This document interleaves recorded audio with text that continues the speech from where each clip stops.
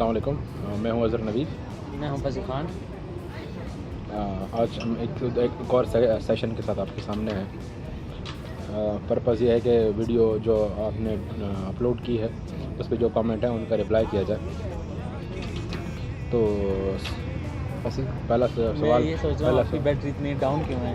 वैसे तो आप माशाल्लाह बड़ा एनर्जेटिक जो बोलते हो, क्या मुझे कॉपी करते करते आप भी डाउन हो गए? नहीं, ये असल में मेरे सिग्नल कम थे। कैच नहीं हो रहे थे। अच्छा, एनीवे, गलती से आज कुछ लोगों ने कमेंट किया। सबसे पहले थैंक्स टू यू पीपल कि आप लोग फाइनली उस तरीक़ेकार को फॉलो करने लगे हो जिसकी हम रिक्वेस्ट कर रहे थे कि कोई भी इनबॉक्स में या पर्सनल मैसेजेस में अगर चीज़ पूछेगा तो उसका रिस्पांस भी नहीं हो सकेगा और वो इतनी वर्थवाइल भी नहीं है। जब ठहर ये दिखाना ट्रक अड्डा रेस्टोरेंट। तो कमेंट्स में आया था कि अगर कोई एयरपोर्ट पे उतरता है किसी भी कंट्री से आता है और बेड स्पेस तक अगर जाना पड़ेगा तो कैसे चला जाएगा? तो अज़हर गाड़ी चलाता है और अज़हर के कुछ और फ्रेंड्स हैं जो रूम्स वगैरह का काम करते हैं। इंट्रो सही करवा। मैं ड्राइवर नहीं हूँ भाई, मेरी जॉब है अलग से। अज़हर गाड़ी चलाता है। नहीं, वाह सही वाह। आई मीन के your job nature is like that. You mean you are so mean actually. No, I'm not that much mean. Anyway, आप ज़रा बताएं। सीन ये है बॉस कि आप जब एयरपोर्ट से आते हो तो एयरपोर्ट से ये प्रोसेस शुरू नहीं होता। जब आपने नीयत कर ली तो मतलब काम शुरू हो गया।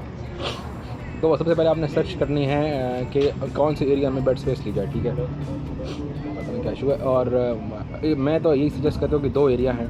अगर आप दुबई में आ रहे हो तो दो एरिया है जहाँ पे आपको लेनी चाहिए। एक है बुर्जमान के मेट्रो स्टेशन के करीब का एरिया, वहाँ पे आप उतर जाओ। यहाँ पे आप डुबीज़ल पे सर्च कर रहे हो तो वहाँ पे सर्च करो। और दूसरा है यूनियन का एरिया। यूनियन के एरिया में जाते हो, इन दो जगह से सजेस्ट कर रहा हूँ कि दो जगहों से ना ये यहाँ से आगे डबल ट्रेन निकलती है, ग्रीन और रेड लाइन। तो आपने कहीं भी जाना तो अब ट्रेन चेंज करने की ज़रूरत नहीं पड़ती।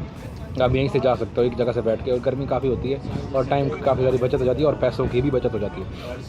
तो ये दो जगह हैं, एक बुर्जमान मेट्रो स्टेशन का एरिया, ठीक है, इसको बर दुबई का एरिया बोलते हैं। और बुर्जमान के वहाँ बहुत बड़ा माल है उसका है। और जो अब यूनियन बता रहा हूँ, यूनियन मेट्रो स्टेशन है वो देरा में है। उसके एरिया में जो इलाका है उस वहाँ पे आप ले सकते हो। तो आपको चेंज करने की ज़रूरत नहीं पड़ेगी। आपने एक्चुअली बेड स्पेस लेनी कैसे है उसका तरीका क्या है, मैंने किस तरह ली पहले वो आपको बताता हूँ। जब मैं यहाँ पे आया मुझे पता था कि ऐसे बेड स्पेस ली जाती है, लेकिन ये पता नहीं था कि डुबीज़ल नाम की कोई चीज़ है और ऐसे होता है ऐसे होता है। तो मैं यहाँ पे आया, अपने अंकल के पास उतरा। उन्होंने कहा यार डुबीज़ल पे चेक कर लो तो मैं ले लो। मैंने वहीं पे डुबीज़ल पे उतरने के बाद जो है ना बड़े अंकल के पास गया। उसके बाद मैंने सर्च किया तो मुझे कुछ दो चार मिल गई। लकीली मुझे बुर्जमान के एरिया में एक मिली। उससे बंदे से बात की, पाकिस्तानी था। तो उसने कहा आ जाओ देख लो। मैं देखा मुझे सही लगा। मैं वो कमिटमेंट करके चला गया कि ठीक है मैं शाम को सामान लेके आ जाऊँगा। तो मैं शाम को सामान लेके आ गया, उसके बाद शिफ्ट हो गया उधर ही। इतना सा तरीका है। और अगर आप ऐसा नहीं करना चाहते तो बुर्जमान मेट्रो स्टेशन से बाहर निकलो, हर तरफ बोर्ड लगे हुए हैं। हर सुपर मार्केट के अंदर एक बड़ा सा बोर्ड लगा होता है जिसके अंदर लिखा होता है कि bed space available, bed space available. आप किसी गली में निकलोगे, कहीं भी जाओगे, लोगों ने छोटे छोटे इश्तिहार लगाए हैं bed space available, bed space available. तो बहुत एक लोग रूम लेके उसमें बेड स्पेसेस पे चढ़ा देते तो हमेशा अवेलेबल रहता है। अगर आप किसी भी रूम में चले जाओ ना, सिंपली किसी भी बिल्डिंग के, और उनको कहो यार मुझे बेड स्पेस में देख रहा हूँ यहाँ पे आस पास कहीं है, तो वो ज़रूर किसी ना किसी को आपको रेफ़र कर देगा, क्योंकि ये बहुत कॉमन है इधर। और सवाल कौन से थे? और मैं एक इसमें ऐड करूँ कि मेट्रो गाड़ी कैसे मिलेगी? टर्मिनल 1 जो है दुबई का और टर्मिनल 3 उनके अंदर ही मेट्रोज़ हैं। हाँ, एक और आते, सॉरी मैं काट रहा हूँ। तो एक ये है कि जब आ रहे हो तो कोशिश करो इन दो टर्मिनल पे ही आपकी फ़्लाइट लैंड हो। जब फ़्लाइट आप चूज़ कर रहे होते हो तो आपके पास चॉइस होती है कौन सी फ़्लाइट ली जाए। तो कोशिश करो टर्मिनल 1 और 3 में से एक ले लो। तो क्योंकि बस वहाँ पे मेट्रो जाती है, आपके पैसे भी बचेंगे। टैक्सी नॉर्मल एयरपोर्ट है 50 दिरहम से चार्ज करती है, मेट्रो वाला आप 3 दिरहम में कहीं भी जा सकते हो। तो आप अगर वहाँ से लोगे, अगर इन टर्मिनल से उतरोगे तो वहाँ से आप इन दोनों ट्रेनों में बैठ के कहीं भी जाना चाहते हो तो जा सकते हो। ठीक है। दूसरे आपके पास कमेंट्स पढ़े होंगे आप अगर देखने। और एक और कमेंट था, वो ये भाई पूछ रहे थे कि अगर मुझे जॉब मिल जाती है उसके बाद का क्या सीन है। जब आपको जॉब कंफर्म कैसे होगी कि जॉब मिल गई और उसका क्या वे है, तो फसी आपको इस बारे में बता सकते हैं। although I was not the guy who was supposed to talk about this topic, but anyway, I'll try to cover कि जब आपको ऑफ़र लेटर मिल जाता है, आप ऑफ़र लेटर काफ़ी देर से बोल रहा हूँ ना, इसलिए बोला। जब हाँ, थैंक यू मौका देने के लिए। तो जब आपको ऑफ़र लेटर मिल जाता है, जब आप साइन कर लेते हैं कि ये इस पे मैं काम करूँगा, तो आप पाकिस्तान जाते हैं एग्ज़िट के लिए या किसी भी कंट्री में जाते हैं एग्ज़िट के लिए। ज़्यादातर लोग पाकिस्तान ही जाते हैं क्योंकि आखिरी दफ़ा चलो फैमिली वगैरह को मिल गया तो फिर साल या 2 साल बाद जाना पड़ता है। तो वहाँ पे आपको जाके प्रोटेक्टर लगवाते हैं, सबसे बेसिक काम जो कराते हैं। नहीं, यहाँ के ऑफ़र लेटर के बारे में बताओ, वो उसमें क्या होता है? ऑफ़र लेटर में ये होता है ना कि आपकी तनख्वाह इतनी है, आपका इतने घंटे काम है, आपके ये अलाउंसेस है, आपको मेडिकल मिलेगा कंपनी की तरफ से या नहीं मिलेगा, और आपकी एनुअल इतनी लीव बनेगी, ठीक है, और आपके जो बाकी SOP होते हैं, स्टैंडर्ड ऑपरेटिंग प्रोसीजर्स जो होता है आपकी ड्यूटीज़ के या काम के कंपनी के, वो उसमें मेंशन होते हैं। और जो वीज़ा होता है 2 तरह का होता है, एक लिमिटेड वीज़ा और एक अनलिमिटेड वीज़ा, ठीक है। मैं इसमें श्योर नहीं हूँ, एक वीज़ा वो है जिस पे कंपनी बैन लगा सकती है, एक लिमिटेड आई थिंक है। लिमिटेड और अनलिमिटेड वैसा है जिस पे आप कंपनी आपका वो बैन नहीं लगा सकती। तो अब आप चूज़ करना होता है आपने कौन सा वीज़ा लेना है। फिर और टर्म्स ऑफ पॉलिसी जो भी होती हैं, परमिशन पीरियड नॉर्मल 6 मंथ का होता है, कुछ कंपनी का 3 मंथ का होता है। तो परमिशन पीरियड के बाद तुम्हारी सैलरी कितनी बढ़ेगी वो उसमें डिसाइड होता है, और इस तरह की चीज़ें हैं।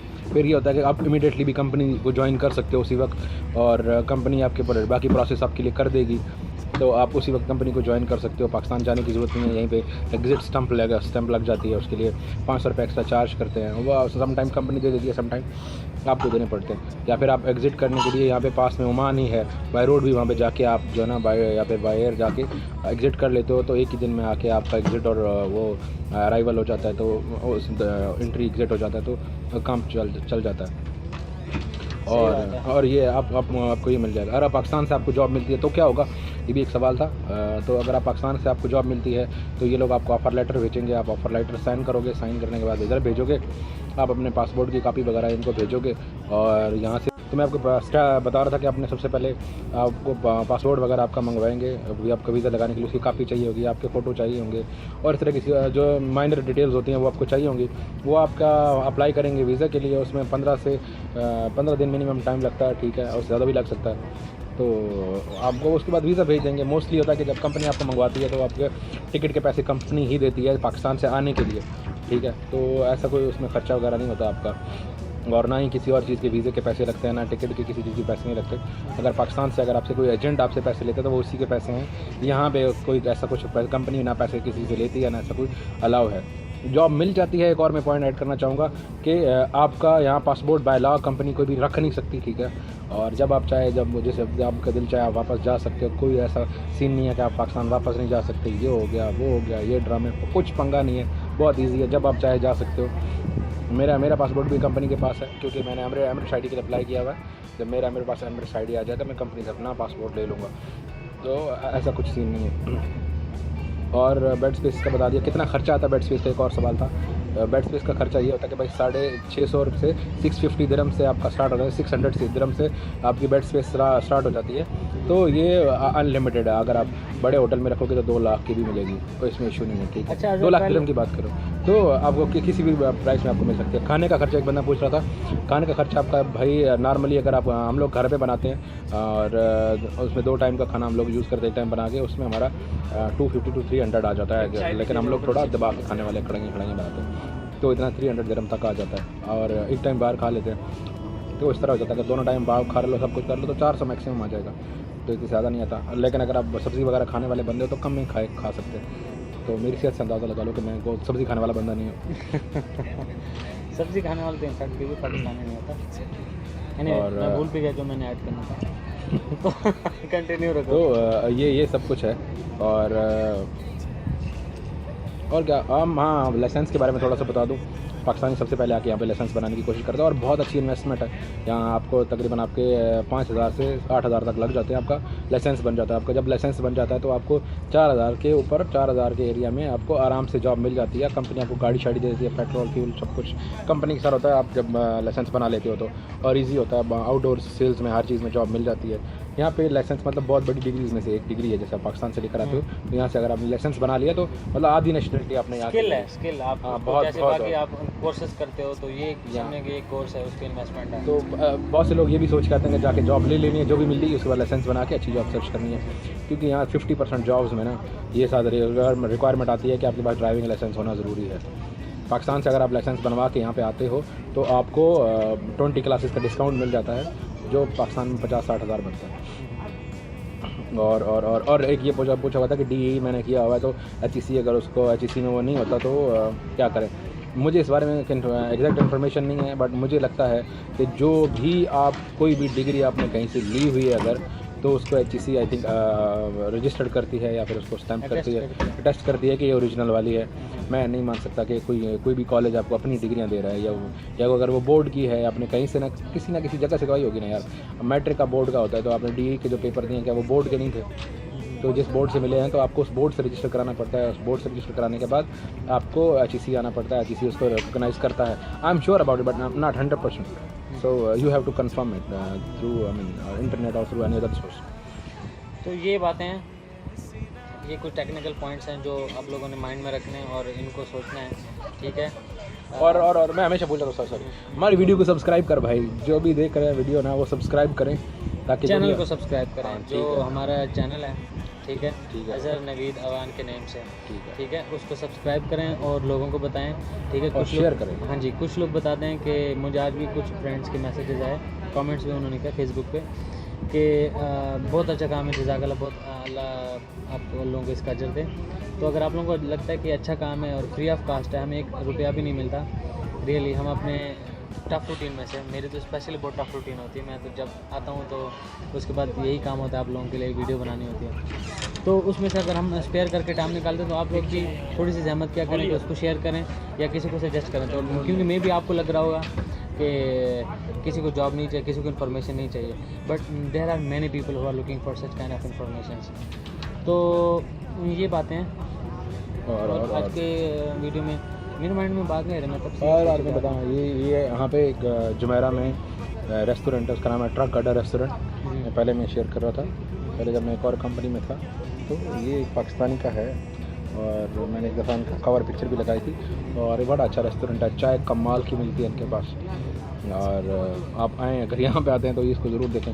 पाकिस्तान का वो ट्रक आर्ट नहीं होता, वो हर चीज़ पे वो दिखाया हुआ है इन लोगों ने कि ये ट्रक पाकिस्तानी कल्चर को प्रमोट कर रहे हैं। यहाँ चेयर पे भी दिखाया हुआ है, चेयर्स अगर आप ये देख रहे हो आप, ये चेयर्स पे भी है, अंदर जाते तो उन पे भी है, बहुत कुछ अच्छा है। जैसे लगता है देहाती सा माहौल इसके अंदर आके फील होता है। वन बड़े बड़े से वो पाकिस्तान में पठानों के होटल पे जाओ ना तो बड़े वो चारपाई बड़ी सी पड़ी होती है, तो ऊपर तख्ते पे बैठ के, हाँ वैसे भी पड़े हुए हैं और तकिए और इस तरह वो सीन भी है। यहाँ भी विज़िट करो, यहाँ पे आओ तो थोड़ा अपना फील होता है, सारे अपने गाँव के बंदे। अच्छा, एक भाई ने कमेंट किया था कि सब टाइटल्स के साथ, इंग्लिश सब टाइटल्स के साथ अगर आप लोगों के पास टाइम है, तो जो भी भाई थे उनका नेम तो मुझे याद नहीं, तो उनके पास अगर टाइम है, हमारे पास तो क्योंकि टाइम नहीं हो, तो सब टाइटल्स का, और ना हम टेक्निकल टाइप के लोग हैं कि हम सॉफ्टवेयर्स के बड़े एक्सपर्ट हैं कि जल्दी से कोई सब टाइटल्स ऐड कर सकें। तो जो भी भाई है, या वो या अगर कोई और वो कर सकते, तो वो जितना भी डेटा है वो हमारा उठा के अच्छा है। अगर कोई ऐसा बंदा जिसको अंग्रेज़ी की जो हो देसी या हमारे मुल्क से हो, लेकिन उसको हिंदी या उर्दू की समझ ना आती हो, तो उसके लिए इंग्लिश में किसी भी लैंग्वेज में अगर कोई ट्रांसलेट करना चाहते हैं तो वो उसको ट्रांसलेट कर सकते हैं। इसके कोई पेटेंट्स या कॉपीराइट्स नहीं है। ये बात सब टाइटल्स की हो गई। दूसरी बात कि आप यहाँ पे आ रहे हैं, ठीक है, काफ़ी लोग डिग्रीज के साथ भी आ रहे हैं और MBA और कोई ना कोई इंजीनियरिंग की डिग्री किसी ना किसी के पास होगी, किसी के पास IT की डिग्री होगी। यहाँ पे जो वर्थ है, जो वैल्यू है, वो है काम की, टेक्निकल, आपके पास स्किल होना चाहिए। आप अगर मोबाइल भी रिपेयर कर सकते हैं ना, और आपके पास मैट्रिक की डिग्री है, तो कोई आपको मोबाइल शॉप पे रख लेगा, 2000-2500 देगा। और अगर आपके पास MBA की डिग्री है लेकिन आपको कुछ भी नहीं आता, अगर आपके पास किसी भी स्पेशलाइजेशन है, किसी भी टाइप की डिग्री है और आपको काम नहीं आता, तो किसी ने आपको नहीं रखना। क्यों? यहाँ पे हमारे जैसे कुछ लोग होते हैं, बाहर के लोग होते हैं, लोकल लोगों के तो अपना बिजनेस है नहीं यहाँ पर, और उन्होंने अपनी इन्वेस्टमेंट किए होते हैं, उनको टेक्निकल लोग चाहिए होते हैं, ठीक है, जो उनका काम निकलवा के दे सके, जो एक्सपर्ट्स लोग होते हैं। तो that's it from my side. ठीक है। और पाकिस्तानी लोग यहाँ इतने ज़्यादा नहीं है, जो हैं वो ज़्यादातर वो छोटी जॉब्स करते हैं, बाकी वहाँ काम आते हैं दुकानों पे, यहाँ पे आप होटल्स पे सब कुछ। इंडियंस देखेंगे, इंडियंस में भी बाकी इंडियन नहीं आते, साउथ इंडियन आते, नॉर्थ इंडियंस नहीं है यहाँ पे, बहुत कम है। मतलब अगर पूरे इंडिया को रिप्रेजेंट केरला, केरला मलबारी और ये केरला तमिल और ये सब लोग, ठीक है, तो मोस्टली वही है। तो बाकी लोगों को भी आना चाहिए, यहाँ पे सेम अपॉर्चुनिटी सबके लिए है कि लोग एक्चुअली अपने ना वो जो उनका हौसला है वहाँ से पॉइंट ऐड करता हूँ, मेरे माइंड से स्किप हो जाएगा। एक भाई ने कमेंट किया या इनबॉक्स किया कि भाई पर्सनालिटी कितनी मैटर करती है। तो भाई पर्सनालिटी बिल्कुल मैटर, मीन्स की खूबसूरती बिल्कुल मैटर नहीं करती। आपको अच्छा प्रेजेंटेबल होना चाहिए, यानी कि आपकी फ्रेश लुक होनी चाहिए, ठीक है। शक्ल रंग मैटर नहीं करता और आपकी खूबसूरती मैटर नहीं करती, आपकी स्मार्टनेस इतनी मैटर नहीं करती जितना आपका ज़्यादा प्रेजेंटेबल। अब आपको खुद सेंस होने चाहिए कि प्रेजेंटेबल होने का क्या मतलब है, ठीक है। वो हम डिफरेंट टाइप की प्रेजेंटेबल पोजीशंस हो सकती हैं। यार देखो, खूबसूरती मैटर नहीं करती। देखो जियो का एक चवल सा है, क्या नाम है वो, जियो न्यूज़ कास्टर। आप देखो एक बंदा टीवी पे आ सकता है वैसे फेस के साथ, माइकल जैक्सन का पता नहीं, हाँ वो ओबामा की तरफ मुझे लगता है वो आगे वहाँ पे कर सकता है। क्यों? उसके पास बोलने का जो तरीका है ना भाई, वो वाकई उसका बहुत अच्छा है, तो वो वहाँ पे आ सकता है। तो भाई यही होता है, आपके अंदर स्किल्स हैं, या सेल्स में आना चाहते हो, आप बेच सकते हो, आप कन्विंस कर सकते हो, तो फेस कोई बात मैटर नहीं करती। फ्रेश लोग भी आ सकते हैं, ठीक है। किसी ने पूछा था कि फ्रेश अगर किसी के पास एक्सपीरियंस नहीं, एक दिन का भी एक्सपीरियंस ना हो, डिग्री लेके भाई आज, लेकिन कॉन्फिडेंस हो, ठीक है, आप इंटरव्यू फेस कर सको। जो इंटरव्यू में सबसे बेसिक चीज़, मोर देन 80-70% जॉब जो है वो इंटरव्यू की बेस पे होती है। आपसे किसी ने क्या पूछा और आपने क्या जवाब दिया, अगले बंदे को पता होना चाहिए कि आप कर सकते हो। आपके पास 10 साल का एक्सपीरियंस हो, वो जवाब कुछ पूछा, आप आंसर कुछ पूछा, आप जवाब कुछ दो। आपने आंसर शहबाज शरीफ की तरह नहीं देने, ठीक है, आपने आंसर इमरान खान की तरह देने हैं। जो पूछा जाए वही बताया जाए, ये नहीं कि भाई बड़े काम की बात मैं बताने लगा हूँ, ये जो मेरी बात है इस पर ज़रा मेरे नुक्ते पे ध्यान दीजिए, वो नहीं है। आपने यहाँ पे जो सवाल पूछा जाए वही आपने वो देना है, ठीक है। ज़मीन का पूछे ज़मीन का ही बताना है, इस तो हो जाता है, ठीक है। यहाँ कभी ना मेरी ना किसी ने डिग्री चेक की, ना ये मैंने जॉब्स चेंज किए इसमें, ना मेरा किसी ने एक्सपीरियंस लेटर मुझे कहा कि दिखाओ, ना मुझे कहा, सिर्फ पूछा किधर काम करते थे, वहाँ सबसे बड़ी अचीवमेंट तुम्हारी क्या थी। अच्छा, इंटरव्यू के सवाल भी यहाँ पे डिस्कस कर लें। पहला सवाल आता है भाई इंट्रोड्यूस योरसेल्फ, मतलब किस कंट्री के हो, एज क्या है, एजुकेशन क्या है, सिंगल हो क्या है, कुछ इस तरह की जर्नल के बारे में कि बंदा अपने आप को एक्सप्रेस क्या कर पाता है, अपने आप पे भी बोल सकता है कि नहीं। सबसे आसान टॉपिक होता है अपने आप पे बोलना। अब इंसान अपने साथ सबसे ज़्यादा टाइम गुजारा होता है, तो अपने बारे में बोल सकता है कि नहीं, तो अपने वो अपने करना है, ठीक है। और वो उसमें कन्फ्यूजन है। हाँ, अपने बारे में ये नहीं बताना कि लेट्स सपोज मेरा नाम ये और डिग्री है और फिर मैं इस गांव से हूँ, ये चीज़ें कंपनी को नहीं चाहिए। आपका सिर्फ नाम, क्वालिफिकेशन चाहिए कंपनी को। लेट्स सपोज जब इंट्रोड्यूस योरसेल्फ की बात आएगी, फिर आप क्या कर सकते हो। देखो कंसाइज की बात कर रहा हूँ, ऐसे तो नहीं कि सर मैं बड़ा अच्छा हूँ, मैं तो अपने बारे में कंफ्यूजन था, मैं मतलब इतना अच्छा हूँ, मैं इतना लाइक करता हूँ, मैं तो अपने खुद ख्वाब देखता रहता हूँ, ठीक है। नहीं मतलब बताना है नहीं, जैसे नहीं आपकी जो सीवी में चीज़ें हैं, एक्चुअली सीवी वो रीड कर रहे होते हैं, साथ में आपको वो देख रहे होते हैं कि आप उस बारे में बताया हो तो बता रहे हो कि नहीं। मैं नाम लिखा होता है, आपकी एज लिखी होती है, आपकी कंट्री लिखी होती है, आपका एक्सपीरियंस लिखा होता है, आपने वही बताना होता है। जो सवाल वो करते हैं अपने सीवी में से ही बताना है। अब ऐसा नहीं करना सर ये सीवी में नहीं है लेकिन ये मेरे पास है, अगर सीवी किसी और मामले से बनवाइए, ऐसा नहीं होता, ठीक है। तो अब वहाँ से अपने बारे में बताना है, फिर पूछेंगे अच्छा आपकी अचीवमेंट कौन सी हैं, आपको किस चीज़ पे प्राउड है, कि कौन सी आपकी अब अभी तक की बेस्ट अचीवमेंट है, पिछली जॉब क्यों छोड़ी, यहाँ क्यों आए हो, हमारी कंपनी क्यों ज्वाइन करो, स्ट्रेंथ्स क्या हैं आपकी, वीकनेसेस क्या हैं आपकी, ये बड़े टेक्निकल। अच्छा हमारी कंपनी क्यों ज्वाइन करना चाहते हो, तो मैं रखेंगे तो हमें क्या फ़ायदा हो जाएगा, ठीक है। और हम आपको क्यों हायर करें, इसका ये जवाब नहीं देना कि इसलिए क्योंकि सर आप हायर कर रहे हैं तो मुझे हायर कर लें, या मुझे जॉब चाहिए, या सैलरी अच्छी है, क्योंकि सर जी मेरे पास जॉब नहीं है और मेरा टाइम ख़त्म होने वाला है, और ये कि सर जी जो है ना मेरी अम्मी आपको दुआएं देगी, या ऐसा कुछ भी नहीं है, ठीक है। तो या मेरे 4-5 भाई और बहनें हैं जिनको मैंने पैसे भेजने हैं, जिनको स्पॉन्सर करने हैं, ऐसे कोई बात नहीं करनी। कंपनी को इस चीज़ से गरज नहीं है, ठीक है। ऑल दो कि दीज आर रियलिटी। और कंपनी को कभी शो नहीं करना कि तुम्हें जॉब चाहिए भाई। कंपनी को बताओ आपको मैं चाहिए, मैं आपकी कंपनी में आऊँगा, आपका फ़ायदा हो जाएगा, क्योंकि वो हायर कर रहे हैं ना। देखो उन्होंने इन्विटेशन भेजा जॉब के लिए, तो मांग तो वो रहे हैं, आप तो नहीं मांग रहे हो। उन्होंने आपको मांगा है, आप वहाँ उनके पास गए हो, भाई मैं अपनी स्किल्स आपको दे सकता हूँ, तो कंपनी को भाई आपका चाहिए, तो बताना है ये आपके लिए कर सकता हूं। मैं आप लोगों का प्लेटफॉर्म यूज़ करके कंपनी को भी आगे लेके जा सकता हूँ और खुद का भी। ये एक फैक्ट है कि हाँ। आपको भी अपना करियर और अपनी ग्रोथ करनी है, तो आपने बताना उसको ये ऐसे टेक्निकल रियलिस्टिक वे में, ज़्यादा रियलिस्टिक भी नहीं जो पहले बातें की कि माँ बाप और बहन भाई और बेगम को या किसी को भी बीच में लेके आओ, लेकिन इस तरह की टेक्निकल आंसर्स कि आप कहो कि मैं कंपनी के प्लेटफॉर्म को यूज़ करके इस एंट्री लेवल से मैं खुद को आगे तक भी लेके जाऊँगा और कंपनी के बिजनेस को और कंपनी के फ्यूचर को भी आगे लेके जाऊँगा। अच्छा, इंटरव्यू में कुछ और चीज़ें टेक्निकली मैं बता दूँ, आपने खुल के बैठना है, जैसे अपने अब्बे का घर होता है ऐसे बैठना है, सही सुकून से, कोई टेंशन नहीं लेनी और आराम से बैठना है। पहली बात तो ड्रेसिंग सही अच्छी करके जानी है, बेस्ट लुक जो आप दे सकते हो वो उसमें दो, ठीक है। अगर आप ऑफिस जॉब के लिए जा रहे हो तो कैजुअल पहन के कभी मत जाओ, आप फॉर्मल में जाओ। और इंजीनियरिंग के लिए जा रहे हो तो बेशक टी शर्ट भी पहन जाओ, नो इशू, उसमें फ़र्क नहीं पड़ता। और अगर आप अकाउंट्स के लिए या फिर सेल्स वगैरह के लिए जा रहे हो तो आप फॉर्मल में जाओगे। और जो क्वेश्चन वगैरह होंगे उसको पहले सुनना है ध्यान से, क्या पूछा है, सवाल की समझ नहीं आई तो दोबारा पूछ लो। सवाल समझना बहुत ज़रूरी है, तब रिप्लाई करना है। ऐसा ना हो कि वो कुछ और पूछना चाह रहा हो, आप कुछ और उसको बता दो। तो सवाल पहले समझ लो, उसके बाद उससे अपने हिसाब से दे दो।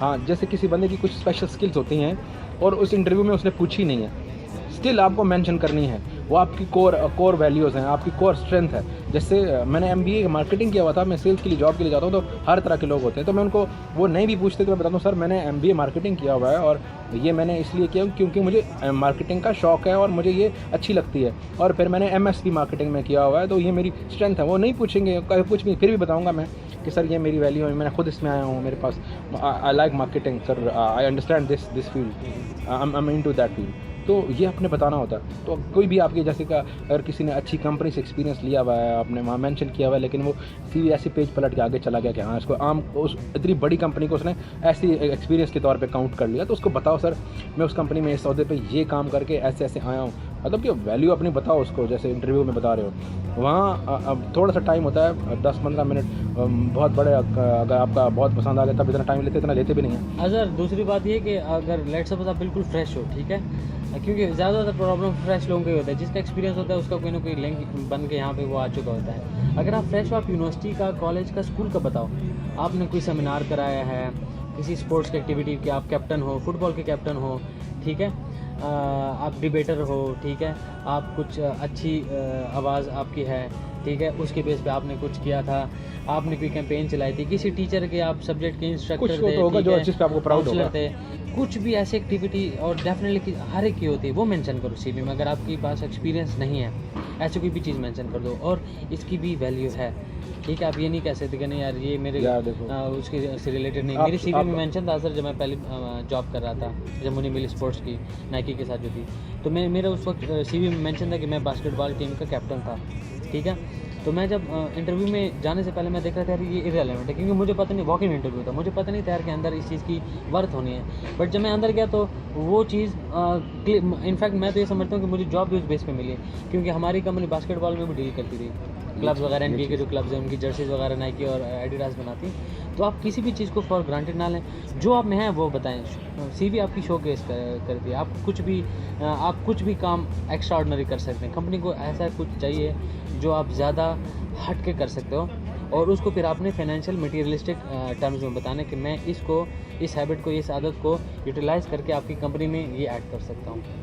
ठीक है बॉस, और यही आज के लिए इतना ही। अपने कमेंट्स में से क्वेश्चन करते रहिए, हम उसके बारे में रिप्लाई करते रहेंगे। अब हमने यही जो बेसिक तरीके से सब बता दिए वीडियोस में, जो बाकी रह गए अगर किसी का कोई क्वेश्चन है, मेट्रो की वीडियो बनेगी, ठीक है, वो जब इंशाल्लाह छुट्टी होगी हमारी, डे टाइम में हम चाहते हैं, और जब ज़्यादा टाइम होगा, ठीक है, उसकी प्रॉपर से कि एक कार्ड अगर आपके पास नहीं, मेट्रो के कार्ड बनता है, वो कार्ड भी हम दिखाएंगे, ठीक है, कि कार्ड कैसे बनता है और वो कार्ड कहाँ से बनवाना पड़ता है, उसके फिर रिचार्ज कैसे करना पड़ता है, उसको खुद भी कर सकते हो। और वहाँ पे एक कस्टमर सर्विस जो बैठता है, ये बहुत पुराना कार्ड है, आज से 4-5 साल पहले, ठीक है, इसी तरह का कोई कार्ड होता है, अगर वॉलेट में देख ले, अगर उसके वॉलेट में है, ये कार्ड आप पंच करते हो RTA का, ये जो मेट्रो है उसमें, ये वाला लेटेस्ट कार्ड है, दिखाई दे रहा है? हाँ दिखाई दे रहा है। ये आप उसके ऊपर रखते हो ना, जैसे यूनिवर्सिटीज़ में एंट्री का वे होता है पाकिस्तान में, जैसे हमारी, वो दिखाया जाएगा वीडियो में इंशाल्लाह। तो वैसे आप पंच करते हो तो आपके लिए रास्ता खुल जाता है, आप आगे चले जाते हो। तो आप ट्रेन में ट्रैवल कर सकते हो, ट्रेन में जो ट्रैवल का इंशाल्लाह मैप है वो भी दिखाया जाएगा, ठीक है। मैं सारी डिटेल, हाँ, ओवरऑल को वो डिटेल वीडियो बनाएंगे। हाँ, अगेन आप कमेंट करें कमेंट में क्वेश्चन करें, और क्वेश्चन एक थीम के ऊपर होना चाहिए। अभी भी जिन जिन बंदों को भी ये वीडियो से अपने अपने क्वेश्चन के आंसर्स मिल गए, ठीक है, अगर अभी भी नहीं मिले अभी फिर आप करें क्वेश्चन, ठीक है, कि सो दैट और क्लैरिफाई हो जाए, और शेयर करें लोगों के साथ। आई थिंक इतना आज के लिए दैट्स इतना enough for the day and for the night. अल्लाह हाफिज़, गुड नाइट, अपना बहुत ज़्यादा ख्याल रखें और हमें दुआ में याद रखें, और स्प्रेड द वर्ड। बाय। अल्लाह हाफ़िज़। सब्सक्राइब कर जाए।